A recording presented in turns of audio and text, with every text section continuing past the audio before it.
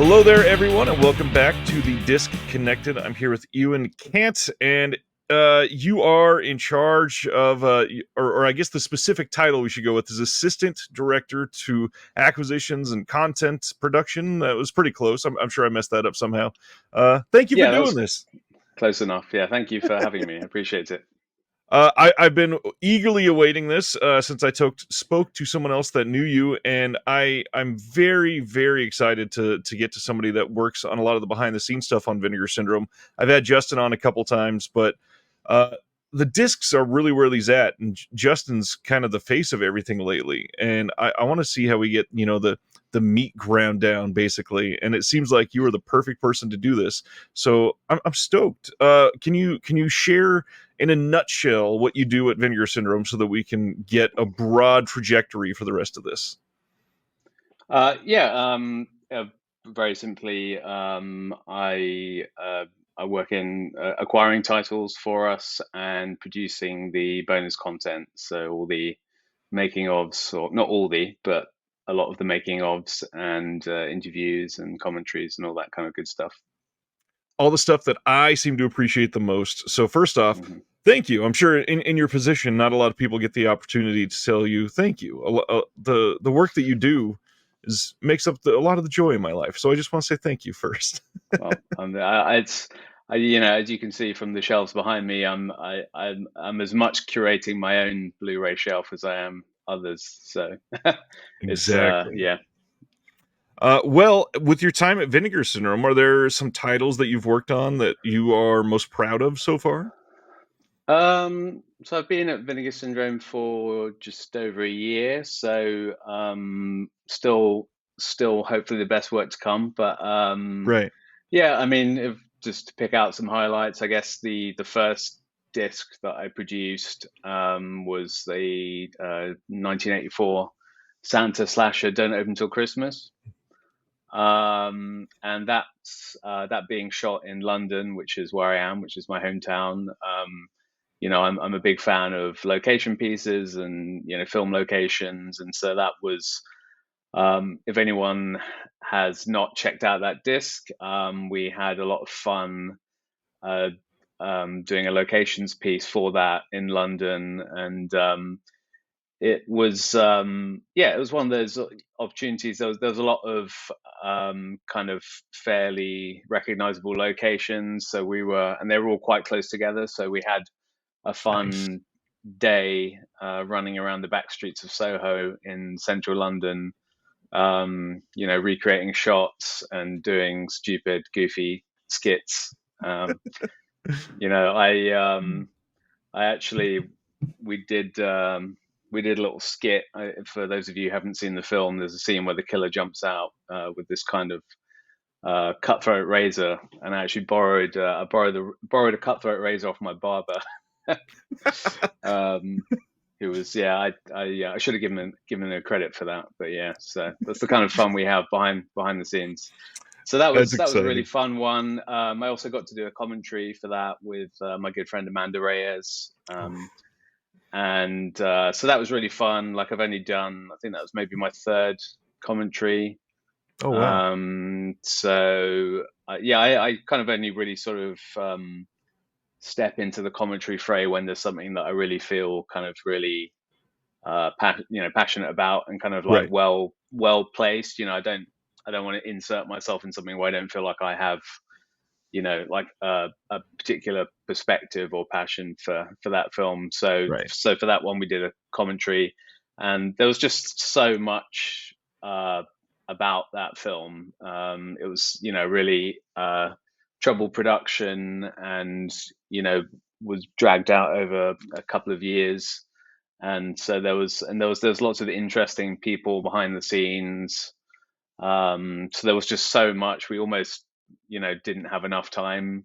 We actually ended up doing kind of a podcast episode together about it because we just had so much background, and there's so many Nice. like fascinating people involved. And also, for me, like a lot of kind of names from like British TV were involved. So that was really interesting for me, um, and hopefully for other people. So And yeah, of that course, that was Amanda, since she hits the TV stuff hard. Yeah, exactly. Yeah. Yeah, I've actually that was actually my third commentary and third with Amanda actually. So we did commentaries Wow. for when I was at Arrow for our releases of the Prey and Phantom of the Mall. Nice.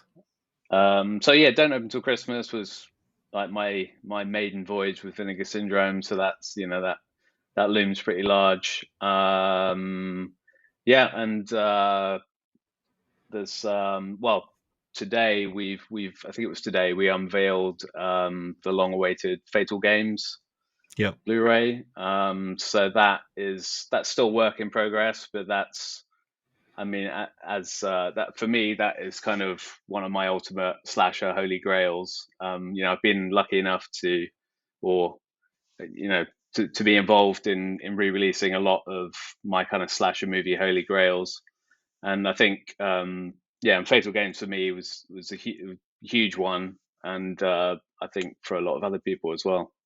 So that's still ongoing, but yeah, that's been a really, yeah, I mean that's just complete bucket list material for me. Well, and Don't um Open Till Christmas, the whole holiday horror genre, for yeah, those that love slashers, that seems to be one that looms large. That's one that people have wanted in high def for a long time. That wasn't the old, I think it was a Spanish bootleg that got passed around for years. And to finally get that like in this beautiful package with tons of extras, that had to be just amazing to finally see that and have people respond to it. yeah, I don't, if you got the slip case, I don't know if you saw we all signed the Yeah. inside of it, so that was kind of that was a fun idea. I take no credit for any of the packaging. So I can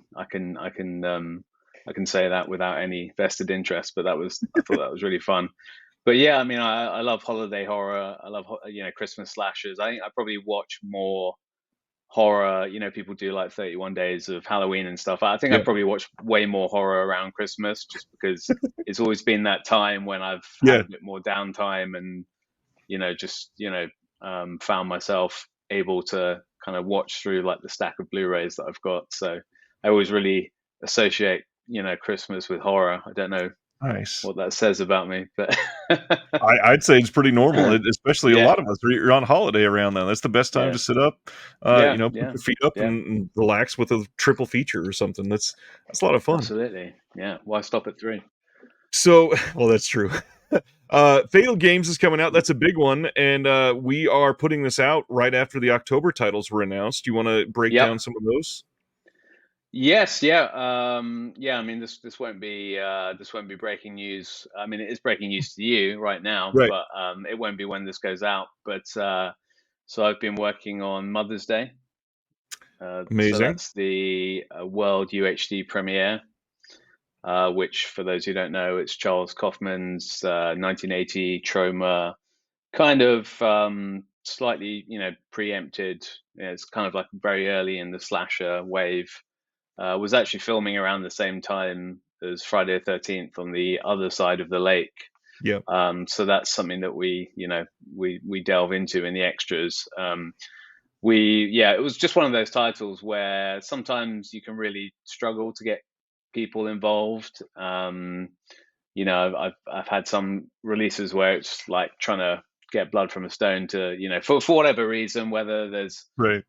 people are no longer with us or they didn't have great experiences. But Mother's Day, we just, just got a ton of interviews, and a very fun location piece, which I was not involved in, but I was happy enough to be able to produce and sort of oversee from a distance. So that's really cool.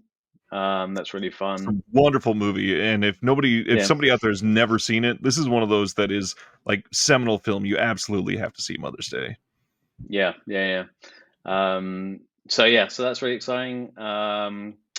What else have we got?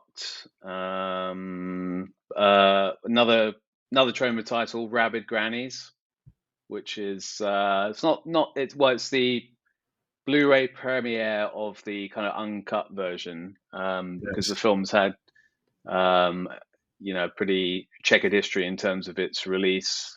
First kind of being quite heavily cut when it came out in the US, and then Right. in subsequent years has been released in kind of various different iterations. None of them, sometimes with the gore, but never like with some of the quote unquote padding cut out, which I Right. enjoy all the ridiculous character stuff. Yeah, and that was a real joy for me. I mean, Rabbit Grannies, again, another Troma title. Well, not Troma produced, but it's a Belgian. It's a real curio. It's a Belgian film that was shot with kind of like Belgian French actors in English, but then dubbed, because I think they were all kind of speaking kind of phonetic. A lot of them didn't actually speak English, so they were having to learn their lines kind of phonetically. Right. And then so speaking English, but then dubbed again in English, which just creates this really strange vibe to it. And all these very like kind of there's quite a lot of it's sort of supposed to be this kind of aristocratic kind of family, and so they're all dubbed in these kind of regional kind of British accents, which kind of makes it kind of curious for me as well. Right. Um, but essentially, for those that don't know, it's these two sweet old ladies who inhabit this huge mansion out in the countryside, and they're having their weekend birthday party, weekend sort of birthday get together, and all their relatives who are these collection of kind of obnoxious freeloaders all trying to get in on the lady's wealth. They all descend on the country mansion for the birthday weekend, and a mysterious package arrives for the old ladies, which turns out to be this kind of sort of this box, this sort of engraved box, which, when opened, transforms the old ladies into these ghoulish hags who then set about tearing their relatives limb from limb. And yeah, once it gets going, it's just completely ridiculous, wall to wall gore. And luckily, we've put all of that stuff back in, so people will be able Good. to see it, for the first time in all its glory. So that was a really exciting one for me to be able to work on, and we were lucky enough to be able to license a documentary about Belgian horror, a feature-length documentary called Forgotten Scares, Oh wow, which interesting. so that features quite heavily Rabbit Grannies, and also the producer whose name I'm not going to try and pronounce because it's Belgian and Flemish, and I'm just going to completely make a meal out of it. But it covers his career quite a lot as well, and he started Interesting. out directing Lucker, which is the kind of necrophiliac serial killer Yeah. movie. And he had quite a has quite a prolific career, so it sort of goes into a lot of his history, and then a lot of curious Belgian horror movies that I'd never heard of, and Awesome. so that's really cool, substantial extra. We've got a commentary with the guys at the Hysteria Continues, which is kind of one of my go-to podcasts. I've been a guest on that a couple of times, and yeah, a few interviews with some of the crew. So that's very Nice. exciting. Yeah. Yeah, so it's my head is sort of in November now, so it's I we're get it. sort of um, uh, and then sort of to finish off our kind of trauma trilogy for October, we've got Blood Sucking Freaks, which is the Oh Joel M. wow. Reed, extremely sleazy, kind of nasty little movie, in all the right ways, Yeah. about this kind of this torture show, which turns out to be kind of in the Wizard of Gore kind of vein. Turns out to be real life maimings. So that's yeah. So that's what October's been looking like for me anyway. So That sounds very trauma heavy, and people I yeah, guarantee are going to be ecstatic about at yeah, least two or three of those. hmm Uh, God, the Bloodsucking Freaks has been released a couple times, but I imagine this is going to be the definitive release of it. And Mother's Day, that's one of those ones that it basically laid the foundation for trauma. So I'm really stoked that a lot of people yeah. will have just this great catch up release and be able to dive into the entire catalog. That's awesome. Yeah, yeah, and I mean, obviously, Vinegar Syndrome have, a storied kind of relationship with Troma. So it's really been Yeah. nice for me to be able to come in and to be able to work on some of those titles. The one I was forgetting, last but not least, is we've got the world UHD premiere of Mark of the Devil. Oh, So wow. that's coming in October as well. And that was a really interesting one to work on as well. I was able to interview the director Michael Armstrong, who's based in London. So we had a nice afternoon. Had a really in-depth interview with him about the making of the movie, which is a really interesting story. Nice. And new interview with Udo Kier. So Great. we were really happy to make that happen. And yeah, it's absolutely stacked with new and archival extras. I love how willing Udo always is to speak on some of these older films, because a Yeah, lot of people in his situation would just be like, "Nah, that's behind me. I'm good." yeah, yeah, yeah. You never really know when approaching people. I think the thing with Mark of the Devil is it is the film that kind of established him like on the Right. international scene. So I think, yeah, he was when I reached out, he was kind of instantly kind of keen to talk about it, which was nice because yeah, you never kind of know when you're approaching people how they're going to feel, and sometimes you can be surprised. Right. Um, but yeah, so that was really nice. Well, you just brought up Wizards of Gore, and you've name dropped Arrow a Yeah, couple times. Can we talk about some yeah, of the things that you did at Arrow Video? we can. Yeah, yeah, absolutely. Uh, so, Herschel Gordon Lewis, supposedly you had something big in that, right? Yeah, that was yeah, I mean my kind of thing there. I mean, I produced the entire release. And yeah, pretty much kind of everything aside from the restorations on that was kind of for better or for worse, came from me. From kind of we knew that we wanted to do something really big and different with it. I don't know if you've Right. seen the kind of the big. I Oh mean, yeah. I don't even have it. I don't even have it on my. I think it's in my attic.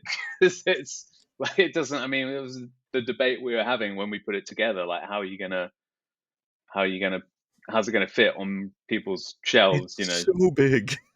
Yeah, yeah. I mean, what I really wanted to do with that, what we should have done when we were promoting it, I wanted to do like I say I wanted to. It never really got that far, apart from just an idea in my head. But we should have done one of these like PSA, like workplace safety videos, but with like the box and like someone moving a shelf and it falling down and like braining the person, and having their kind of like brains spill out Yeah. like H.G. Lewis style, that kind of thing, or poking someone's eye out or something like that. So that was a bit of a missed trick, but yeah, I mean, I mean, I remember the whole kind of development process and kind of working with the company that sort of made the packaging, but we were getting all sorts of different types of eyeball, coming into the office to Right. look at and kind of see like, is this,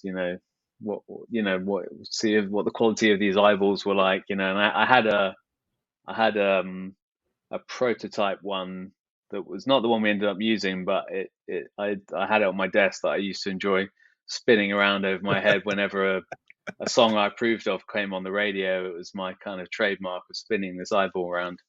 Nice. The one that you get in the one that actually ended up being in the thing you can't spin around, sadly, but you can have the image of me doing that. It's more posable, if I remember. The optic nerve on it is Yep. kind of a bit posable.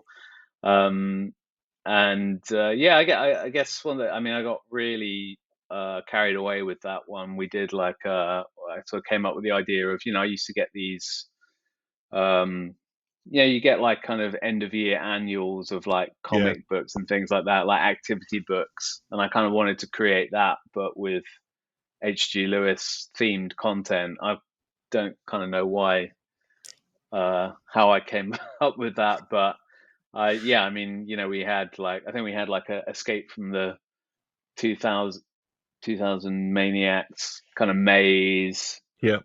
I like concept came up with all these things and like how to make a doll, like cut out dolls, and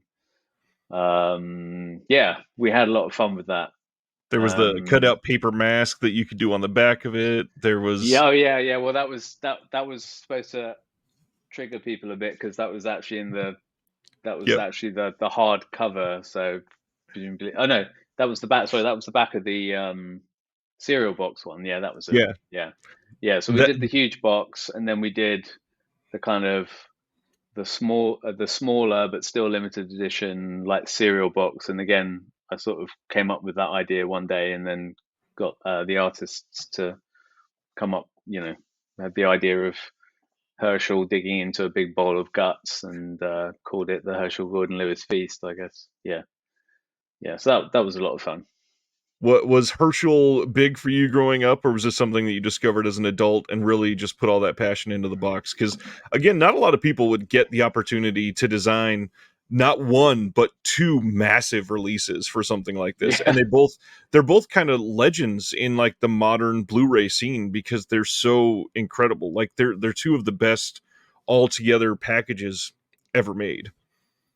Wow, that's I mean that's praise indeed. But yeah, yeah. I mean, H.G. Lewis it wasn't kind of. I mean, they were available here in the UK.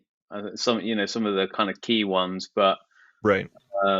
maybe not some of the deeper cuts. I definitely didn't come to H.G. Lewis till a bit later, maybe mid late teens, maybe.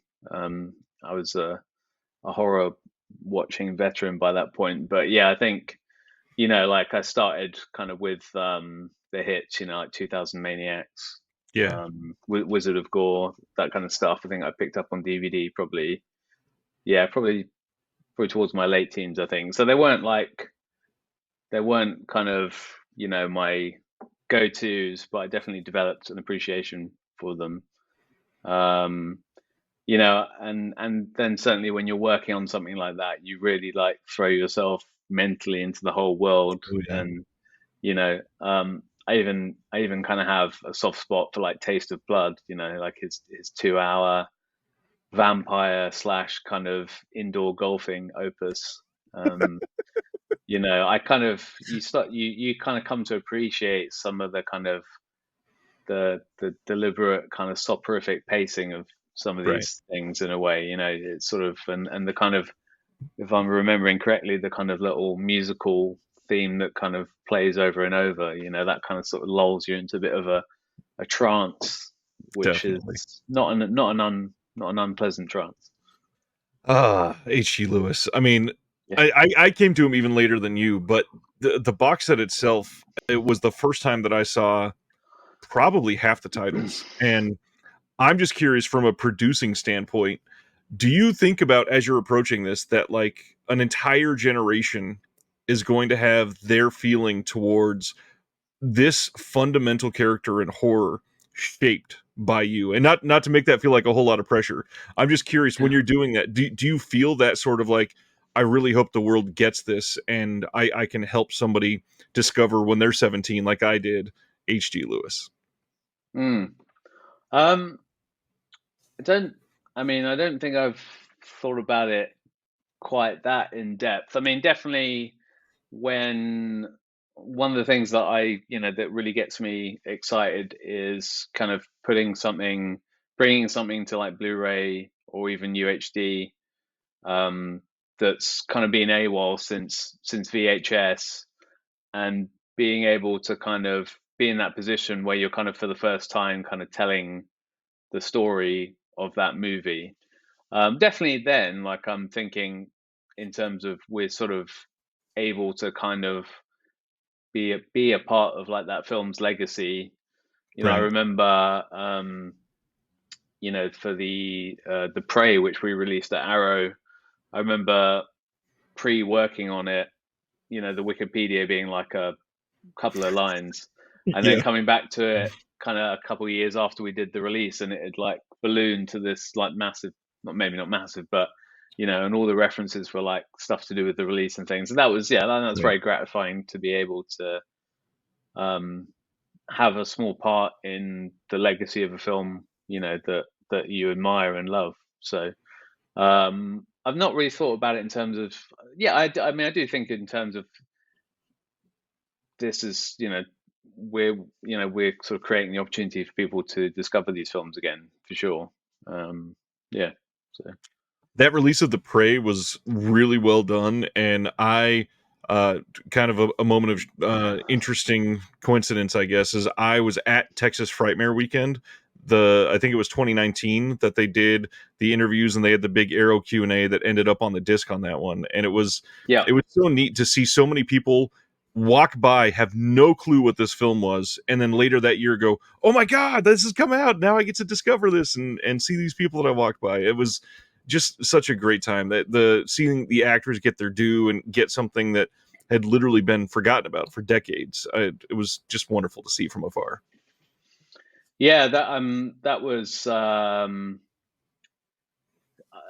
mean, yeah, I was at Arrow during that time, obviously, and yeah, I think that. So I went Texas Frightmare 2018 and 2019 that year, and I think they must have asked.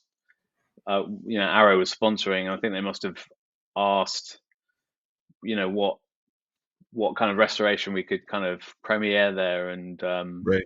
somehow I managed to get the Prey in there, and then I suggested that we got Laurie Lethine, uh, Jackson Bostwick, and Carl Strucken, who plays the monster in the film, because I thought they would all be like a good proposition for convention, because they Yeah. all kind of had you know you know credits, big resumes of other films that I think people would be excited to see them at the Yeah. convention, and yeah, somehow we sort of made it happen. And I remember it was pretty much like a packed out screening, and I remember because we did introing it and stuff, and I was kind of worried after that, over. I mean, I have so much love for that film, which if that's not evident, then I've not done my job. But um, it was kind of mad to like, and I'm sure plenty of people kind of uh, were kind of a little bit bemused by it, and its kind of proliferation of nature footage and stuff. I mean, I think that all Right. adds to the charm, but I'm sure a lot of people felt a bit blindsided by it. Maybe I don't know. No one's. I mean, everyone seemed to have a really good time, and we recorded the kind of audio of the screening for posterity, and that's on the disc. But yeah, that was probably one of, if not kind of my highlights in my career, is presenting the Prey to a packed out screening. It was just like, it was really, it was pretty unreal. Other than the Prey and H.G. Lewis, were there some other major releases from Arrow that you put out that you'd like to shed some light on? Yeah, I mean that's fairly easy for me, because I did, when I left Arrow kind of last year, I kind of did a bit of a, just like on social, just kind of a top 10 of some of my favorite projects. So Prey was definitely up there. The Mutilator was a huge That one was a for great me. release. That was the first time. The first time that I went to the States was to go to North Carolina to stay at the Wow. Oceanana where it was shot. Yeah, because I think I'd been at Arrow, so that was like 2015, I think, and I'd been at Arrow for a couple Yeah. of years.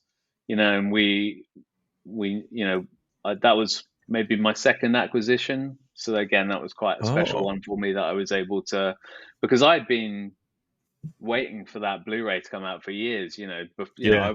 I've been collecting horror movies since I was.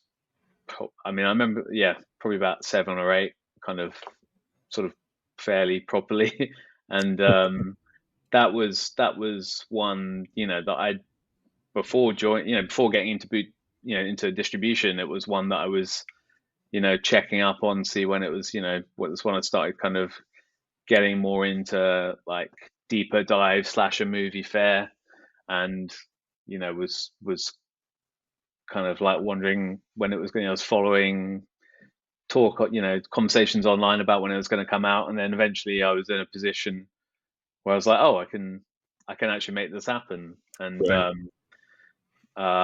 was able to get in touch with the director buddy, and yeah, and away we went. But we were setting up the interviews and stuff, and then I was like, well, why couldn't I just go to the US and actually do it? And then so that was my reason for coming to the US for the first time was to go to North Carolina to stay at the motel and shoot the what turned out to be a documentary. That's So awesome. obviously that was extremely special for me, and staying at the motel where it was all shot, swimming in the pool where the pool scene was, and then as a nice kind of footnote to that, last year, you can't see it, but I've got it on top of my shelves there. Um, is a signed kind of banner for the Mutilator 2. And Nice. so last uh, was it April, May? Yeah, I went back to North Carolina and mooched around on the set of Mutilator 2, and so I'm an extra in. Can't really reveal much, but there's a party scene that I'm an extra in twice. I'm in fancy dress in some of it, and then as myself for some of it. So Nice. that's really exciting that's finally happened. Buddy was talking about it when we did the documentary, and it was really nice to be able to go back and see that happen and be part of it. Um, Wow. so yeah, that was a huge one. That's one of the ones that, like, I see on my shelf and I take it out and I'm like, I'm just like, I'm so happy to have been able to, yeah, I'm just so Right. like pleased with it, and how that that was able to do that. And there's Um, part of you in it. It sounds like. It sounds like, especially because it was your first time coming to the U.S. That was a yeah, foundational time for your future there. yeah, definitely, yeah. Yeah, I think Blood Rage was my first acquisition, but Mutilator, yeah, was yeah, exactly, yeah. Going to the US for the first time, and I've been like back most years since then. Um, and yeah, it was just an incredible experience. Um, and then probably another big one for me. I mean, I mentioned Blood Rage. That was my first kind of Yeah. acquisition. So that was, and actually, we did interviews for Blood Rage during that same trip. So it was kind of Oh, tied in. nice. But Mutilator was more like connecting with Buddy and kind of telling the story. It was Right. kind of more of a um, uh, sort of being able to tell his story, and it was very much his kind of like passion project, whereas Blood Rage was more kind of different, uh, different kind of players involved, and Yeah. but that was really exciting to actually. That was the first time I actually kind of curated, like put together a Blu-ray of something that I'd wanted to own it, and then was kind of able to make it happen, and yeah, hopefully, um, lots of people wanted to have it as well, which yeah. Well, and Blood Rage in the last, I don't, God, that had to have come out, what, 2015, 2016, the Blu-ray, somewhere around there?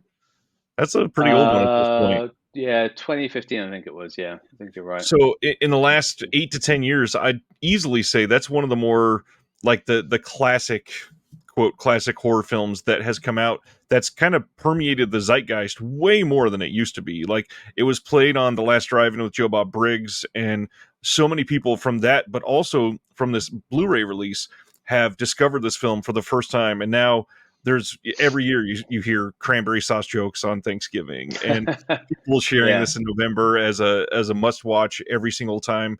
And you find out the first time they watched it was 6 years ago when they got the Arrow yeah, Blu-ray in some sale, and that's yeah, awesome. yeah, yeah. Um, yeah, that was. I mean, I discovered that one kind of fairly late as well. Um, but yeah, that was really special to be able to, yeah, because there is it's kind of like one of like two until we get Eli Roth's film, it's kind of one of two kind of Thanksgiving based slashers. So it was Right. always that kind of sort of like kind of untapped area of holiday horror. So that was it's got so many things going for it. It's got that, it's the cranberry sauce, the incredible gore, Twins. twins. Yeah, it's got So so many fun. things going for it. So it was really special to, and yeah, hopefully that helped a lot more people discover it. So Absolutely. um, and yeah, I mean the Slayer was another big one for me. Um, Nice. and I think that was my second trip to the US, to go to Georgia, to the house, the kind of the beach house where they filmed it. And yeah, I was able to connect with who's uh, who's now a good friend of mine, whose family owns the house. And so we went and did Wow. like a location piece, and we were able to do a screening of the film in the Tybee Post Theatre, which is on Tybee Island in Georgia. We had a screening of the Slayer, and they'd shot some of the scenes were shot in the theatre when it was all kind of run down and very creepy looking, and it had been restored, and we were able to show the film there with lots of locals who were just really into the idea that that that they could see this movie on the big screen that was shot in their on their in their town. And that was, that was incredibly special experience That's as well. awesome.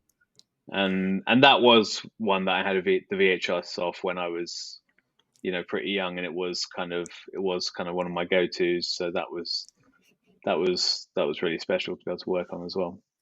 Well, let's get into that a little bit. How did you start so young with some of the horror? Was that introduced to you in some fun and interesting way? um yeah, I don't know. um I think kind of like growing up and watching, um, I sort of grew up, was born in '84, so I kind of grew up, mid late '80s, where, kind of, um, in the UK, we had quite a lot of, like kind of kids TV and stuff was kind of permeated with the kind of, there was a lot of like kids shows that had kind of supernatural angle to it. My dad was a TV director, and so in the '80s he did a number of, they were kind of like young adult, what you would say like young adult, I guess you'd call them tweens now, Yeah. like TV shows, serialized TV shows. And they were, a lot of them were very horror adjacent. They were kind of like ghost stories, or kind of horror kind of elements. So I grew up watching a lot of that stuff, Awesome. a lot of the kind of the '80s, like Doctor Who. um yeah, and then I went to my mum was also worked in TV as a set designer, so we go to the BBC um center, and get to kind of look around some of the sets. And I remember going onto one of the sets of one of the '80s Doctor Who series, when I was about four, maybe, and seeing kind of like the monsters lair and the masks and stuff. And yeah, just got obsessed with that stuff really young. Wow. Used to watch like the Thriller music video obsessively. I remember being like viscerally like afraid of it, but also having that kind of, you want to see more, that kind of thing. Yeah. And yeah, probably being able to kind of like, you know tape like Nightmare on Elm Street and Child's Play and things like that, kind of probably way too young. um Yeah.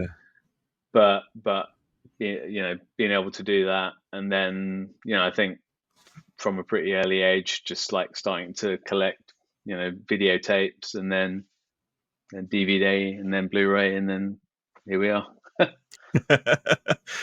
I think it's hilarious. I think you are I can't remember if it's second or third, but this is not the first time that somebody's brought up the Thriller music video as being something that is a clear like reference point in their mind of going, this scared the shit out of me, but it Yeah, was so amazing I couldn't stop watching it. And I yeah, don't know that we really have the opportunity for something like that to happen nowadays. Music mm, videos aren't as prolific as they are, and that one obviously, that one made like an impact. That one, I think they had like a making of that played with it for a long time afterwards. There, it was an yeah. extra long Well, feature. I had like a double VHS, which had like the making of, and obviously it's like John Landis, and so Yeah, that kind of opened up that kind of stuff to me. Um, yeah. that's awesome. I really hope someday soon, because I believe it just got released in 4K on iTunes here in the States. I hope somebody's doing some really interesting package, like putting that out on UHD with a documentary or something, because Mm, that's a real cultural touch point that deserves mm, something like that. yeah, yeah. I mean, I mean, definitely for me, it was a real like watershed kind of moment. Um, and I think a friend, you know, down the road had it taped off Top of the Pops. It was like our, um, the music show growing up, and we would Right, just kind of watch it. I can still almost remember the live video that came before it of some other band that we just like what that's what we'd do. We just watch it over and over again. right. Yeah. That's And awesome. so yeah, like kind of working my way through all the the kind of the big horror hitters, and then I think maybe around like 12 or 13, I got a copy of the Dark Side, which is a UK horror magazine, and they had it was one of like many issues they had on the video nasties, and that just opened up a whole new world for me. Having gone through all the Child's Play, Friday the 13th, Nightmare on Elm Streets, and Yeah, then suddenly there was this kind of, and that's the kind of the irony of the video nasties is that it was kind of basically created a shopping list for horror fans of like, all right, I've got to see all these films. I think it's 70 odd movies. That's the irony of it, is it created people like me, because it was like here is a ready-made curated list of yeah, supposedly heinous horror that I need to check out. So I maybe got, yeah, it was like just a feature on the video nasties, and it was just like it was like the whole list of, I think it's 60 or 70 of them, and just like a little synopsis of each of them. So I'd be reading, and it just synopsis would just explain. It would just say, uh, you know, Joe the plumber has his eyes poked out. Various crumbling zombies are shot in the head, right. like all this stuff, and you just obviously it just highlight those bits, and you'd be like, well, how do I see this? I've got to see this now. Um, but also that was like the mid to late 90s, where here in the UK we were still kind of in the wake of the video nasties, so a lot of these films were either still technically banned or available in heavily cut versions. Um, so again, it was like that kind of hunt. I've got to hunt them down. Right. I remember watching Zombie Flesh Eaters, or Zombie as you guys have it as, on a UK tape, and it kind of cutting right before the splinter goes into Olga Carletos's eye, and my dad being like, "Oh, they've cut something there," and I was like, "Really? What?" Like I didn't. That kind of awakened me to that kind of phenomenon of cutting stuff, and obviously when Right. stuff is cut, you want to see it even more, so you start going down that rabbit hole, and that kind of then made me kind of, I guess that turned me from being like a a pretty prolific consumer of horror into like an avid, collector wanting to track things down, and yeah, just kind of snowballed from there. And Taking your then video nasties checklist with you everywhere. yeah, pretty much, yeah, like we went on a few family trips to Amsterdam when I was kind of mid-teens, maybe, and a lot that we discovered this one little store. I don't know if it's there anymore. I mean, it doesn't probably, it's kind of irrelevant now, but they had all the, it was, we went in and it was like literally like going into an Aladdin's cave, and it was just stacked shelves of VHS of like all these films, but like, you know Last House on the Left, that was completely banned at the time, so I'd never been able to see that. Texas Chainsaw Massacre was completely banned, and I got all of these on these kind of dupy looking Dutch subtitled tapes, and that's how I saw a lot of those films for the first time. And of course, that just kind of adds to, I have a lovely UHD release of Texas Chainsaw on my shelf here, but nothing kind of quite beats that initial Right. visceral experience of watching this kind of grubby looking VHS transfer with like Dutch subtitles burned into the screen. It just kind of makes it even more of a kind of illicit experience. Yeah, especially So when you're at a time when you're told you're not allowed to watch this. And yeah, so the moment you track it down, it's not just finding treasure, it's finding treasure that you're not supposed to have. So it's yeah, so much more special. yeah, yeah. And then I had that in kind of later years with like that was another um, kind of standout project. Arrow for me was the York Butgerite films, like Yeah. Necromantic 2. Again, I mean this was only I don't know when I saw those, maybe like 2008, 9, something like that. But again, those, most of the video nasties by that point had been re-released here, probably uncut by Yep. that point. But the necromantic films were still completely seemed completely forbidden, and I remember having to get Right. those off eBay. And again, like watching them at like 2 in the morning and just being like, wow, this is the most um, transgressive thing I've ever seen. Um, and yeah, so that was really special. Then being able to get those released for the first time in the UK, legally ever, Yeah. and those being passed uncut for the first time. And yeah, we got to release all of Jörg's 4 feature films and got to work really closely with him. So, and he's just such a lovely guy, kind of Yeah. contrary to the content of his movies. But yeah, I was really pleased to be able to reconnect with him when we did our the Vinegar Syndrome release of Killer Condom a couple of months ago. Well, we released it a couple of months ago, but Jorg did the special effects for that. So I was Yeah. really pleased to be able to kind of reconnect with him, and I went to Berlin to do the interviews for that. So Wow. that was really nice, kind of you know uh, cyclical kind of moment. In the whole process of things, are you involved in getting it cleared to be released in the UK, like with the necromantic titles back then, or was that more of the heads at Arrow? No, I mean, with Necromantic, I think there'd been like a festival screening or something, if I remember correctly. So we were kind of had been alerted to the fact that it had been shown. I think that was it. I think it was some sort of screening, and it had kind of been given a bit of a free pass, and then that kind of that alerted us to the fact that it would probably get through. Um, but there's kind of the only that, and then Necromantic 2, we had to submit that, and I was a bit concerned about that. But those are the only times I've released anything that I remember where I've had any concerns about them being cut or rejected. Otherwise, it's just kind of just um, yeah, kind of formality.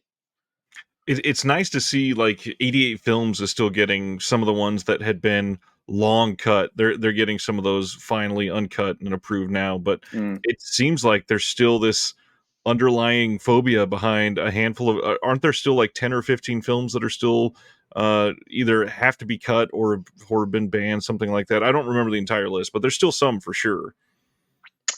Yeah, if I remember correctly, I think I Spit on Your Grave still not fully cut in the Yeah. UK, not fully uncut. Obviously, stuff like Cannibal Holocaust, because of the animal cruelty. Um, and that's yeah, off the top of my head. I don't know if there's others that have just. I mean, there's some that are still technically banned because they just haven't been re-released, Right. which I think is true of some of them. But yeah, off the top of my head, those are the ones. I mean, yeah, Last House on the Left was first came out cut, but then we released an Arrow, and that was uncut. I don't think that was the first time it was uncut, but yeah. That, I mean, it's exciting to see stuff like that. I got to speak to one of the gentlemen at Wicked Vision in Germany, and Germany's been through so many changes throughout the decades. There was films that people only saw the German versions of, which erased full plot points and changed things entirely, and they were able to get for like the first major release of films, like I think it was Sallow that they did, that was because of what Sallow is all about. They couldn't put it out for years, and Mm, they had to petition and finally got it out. And it's incredibly interesting to see that process. Not even a reverse necessarily, but just see the evolution of the way that we're ingesting art in different parts of the world. And it's also exciting to see physical media still, needing to be an important asset in that, because it's one of the things that has to keep it alive. Of course, mm, it's exciting. yeah, yeah, yeah. With Vinegar Syndrome, your time here is a little bit short so far, but is there any titles that you are like, man, I hope we can get this, because I'm dying to do this and I've always wanted to work on it. I know you have to have a few. Yeah, I mean, I don't want to show my hand too much, I guess, but just trying to. So I've got my shelf of stuff. Um, yeah, I mean, um, I kind of became my kind of second wave after kind of obsessing about the video nasties was obsessing about kind of obscure slasher films. That was kind of my second wave of kind of horror obsessions that kind of kicked in kind of mid like early 20s, and then kind of after joining Arrow kind of systematically gone for Right. all the not on disc kind of slasher movies. So Blood Rage, Mutilator, um, The Slayer, Death Screams, Girls Night Out, Deadly Games, um, some others that are escaping me. So Vinegar Syndrome, one of the hugest ones for me, and I think for a lot of people, is Fatal Games. I think that's one of the big last kind of not on disc ever slashes. Right. So that's like a huge one on the bucket list.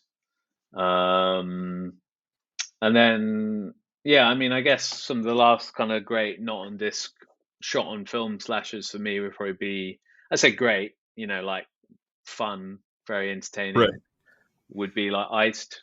Um, which I think that was edited on video but shot on film. Yep. That's very fun. That's a good kind of party slasher movie with one of the most ridiculous endings of all time. And it's kind of a more recent discovery for me, but Blood Frenzy, Ooh. which is the Hal Freeman um, part of that kind of sub genre of slasher movies made by porn Yeah. people. Um, which is a wonderful area in itself. That was a more of a recent discovery for me, but that that turned out to be a lot of fun. Love love any kind of desert setting. Love the Yeah. whole kind of group of kind of troubled individuals kind of going on a sort of a therapeutic trip type thing. Love that angle. Some great gore. Um, yeah, some very choice dialogue. So those are probably two bucket list ones for me off the top of my head. I What always about what laugh about what when about yourself? well, Iced is one of them, and that's what I was going to bring up. Is it's hilarious every time Vinegar Syndrome teases anything, like in the last 24 hours, we got teases for the mystery titles for Black Friday. And no matter what, you have 30 people out there go, oh, this is obviously iced. And let me tell you how. And Uh, no matter what, what were the yeah, teasers? it's I probably not. must have missed those. What were the teasers? Teases this time are, let me see.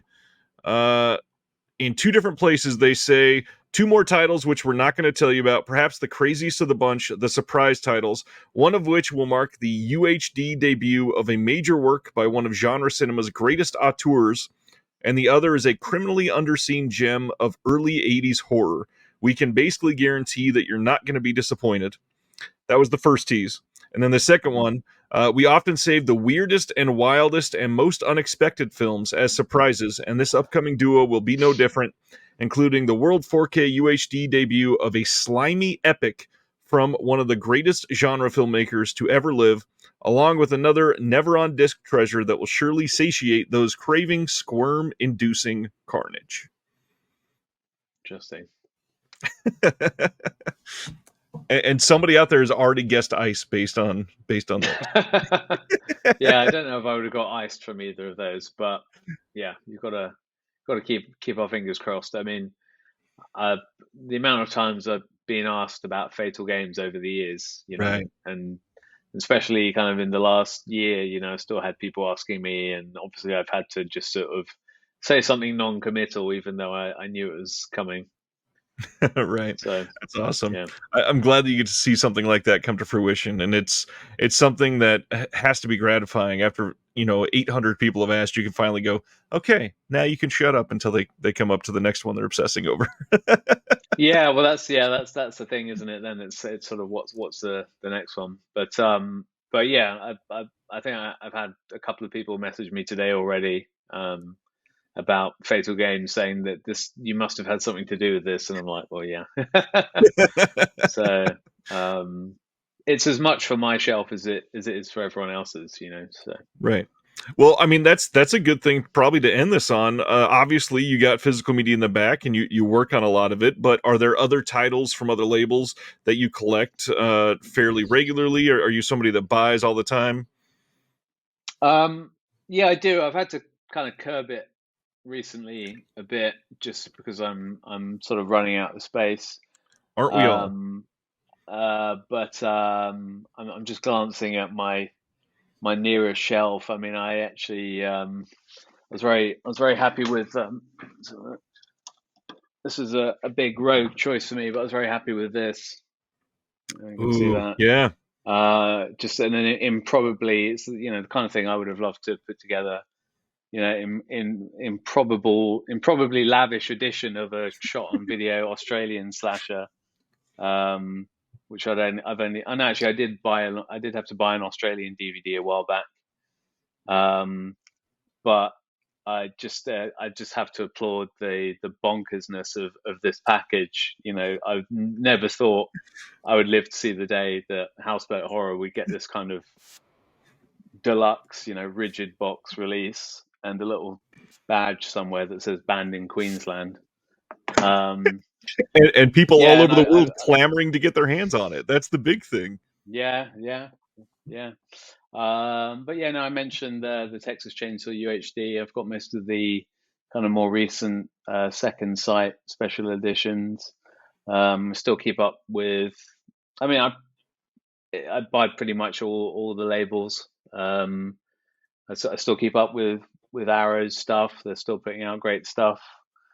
I get, yeah, pretty much most things. But yeah, I've had to sort of curb it a bit recently, because I just have to stop myself and be like, Right. do I really really need that? But House of Um, Horror definitely needed. that had to be done. There was no hesitation at all with that one. Yeah, I'm just trying to think what else. Got some synapse over there. Got um, yeah, sort of. I got a random German edition of the Black Christmas remake, the 2006 Mm, one. yeah. Um, I think that was the first time on Blue in the entire world where it was uncut. yeah, I, yeah, I think I made the mistake of getting the R-rated cut a long time ago. Um, yeah. So yeah, no, I mean, I buy most stuff, but yeah, I'm having to try and curb my habits a little bit and just kind of yeah. Well, and it's tough when there's so much competition. I mean, a handful of years ago, obviously, it seems like the labels that were here were very healthy, and most of them still are. But nowadays, we're also getting a handful of new labels, brand new every year, and Mm, somehow a lot of them are just like Imprint in Australia. A lot of people forget they started in 2020, and they're mm. already up to like spine number 240 or something crazy like Yeah, that. yeah, It's yeah. ridiculous how many of these releases we're getting every single month, and it's a lot. It's a lot to keep track of. It's a lot for people to understand, and try to maintain a healthy pace. But obviously, it's good to support where we can, and good to keep this going because it's, as you alluded to earlier, a lot of these, this is going to be like the Herschel Gordon Lewis set. No one is ever going to be able to top that. No one is ever going to be able to do anything with the people involved with that and put out something that will encompass an entire oeuvre of work for Herschel Gordon Lewis in that way again. But the big thing is a lot of those people aren't around anymore or won't be around Mm. anymore. So those special Yeah, I features, mean, especially the ones that you're producing, are some of the most important parts of all this. yeah. I'm looking at my shelf in the back there. I'm just remembering the top shelf is Severin. That was a big omission I made. I pick up a lot of Severin stuff as well. Um, but yeah, and that is a very very real thing, and we're kind of in in a way kind of rushing to document a lot of these stories. Yeah. I mean, Herschel Gordon Lewis passed away, I think, just before our box set came out, but we had already filmed, a number of interviews with him for the release, and we'd even got him to do a sort of um, a kind of preface to the big kind of coffee table book that we did as part of that set. So he kind of wrote the kind of preface to that. I neglected to mention Steve Thrower's incredible work on compiling H.G. Lewis's kind of filmography for that. But yeah, I think H.G. Lewis. Well, we never got to get a copy. You never got to see the set really, and so I don't know. That would have that was yeah that was sad that he never he contributed to it, but he never actually got to see Right. what we'd done in his honor really. And yeah, I mean it's especially now when we're getting into so especially with kind of when we get to sort of 70s films, I mean, people are kind of the people that are still around are few and far between, and Right. so there is a real sense of um, trying to document, people's stories and the stories behind these films while we still can, really, and that's yeah, that's what I see as being a big part of our and my kind of mission is being able to tell these stories and kind of commit them to posterity. Right. Well, I mean, that's why it's I think important to get some of the people behind these special features like yourself involved in sharing what you do and why it's important to capture that. And that's why I try to do what I can on this channel because Mm. the amount of work that goes into some of these extras is tiresome. It takes years. Like I can't imagine the amount of man hours that went into that Herschel Gordon Lewis box set. Just knowing what has happened for some of these titles recently, that had to have Mm. been like years in the making. Yeah, I'm many sleepless nights over that one. Um, but yeah, yeah, no, that was a lot that went into that. Well, you can tell it's a labor of love, and so has been this. I appreciate your time. This has been an incredible insight into Vinegar Syndrome and Arrow, and you as a person. So I appreciate you volunteering your evening, and hopefully someday soon we could do it again. Sounds good. I'll be happy to chat more. Obviously, everybody should check out the October slate from Vinegar Syndrome. Most people probably have already ordered them, knowing what the titles are by the time this goes up. And obviously, the Black Friday sale is going to be a big point for a lot of physical media fans. So your name will be all over a lot of those credits. So thank you again. Thank you very much. My pleasure. We'll talk soon. Thank you for watching The Disconnected. On the way out, make sure that you are subscribed to the channel, that you've liked the video, and that you've copied the link to be able to share with someone else that may appreciate this.